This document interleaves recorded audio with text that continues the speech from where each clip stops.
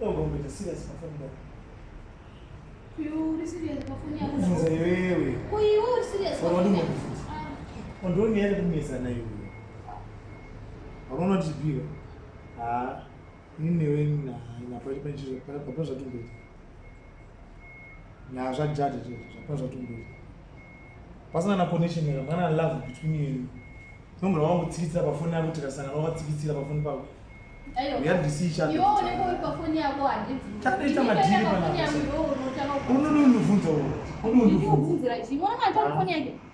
Mwana ngata bafuni yake. Wesa disturb ndinda vunza.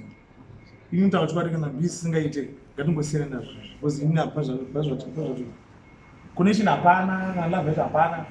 Tushie mpaka. Saka mushi tisingaite tia. Iwe nini ngatungo serena ngopera tutongora mba. Pale namba za kutora zasegura nyombo. Iyo phone yo ndishuya chakada kutenga lazima mafaniza anatoita. Ini binewe ngazongopera lasi. Chikike. Love yedu ga relationship yedu yo. Uzabona. Iwe nini? Umusege. Relationship yako na. Sound sasa kabisa. Na relationship yako nini? Despe. Uzabona tu. Kati mu relationship. Ila tu ya ndio. Como pega? Oi, cara, Sabe ele? Tá fica budana, tem como vareza não, já vai na budana. Eu tô te mama já não mora no micro, tá na mora só micro com bagulho. Só vai na gara micro, vai para budana. Isso que era puso vai ficar dizendo não tinha.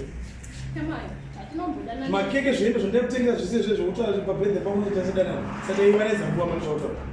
Kana wiki vai ficar futinga yani. Ah, na iwe. Hadi ufunda yani.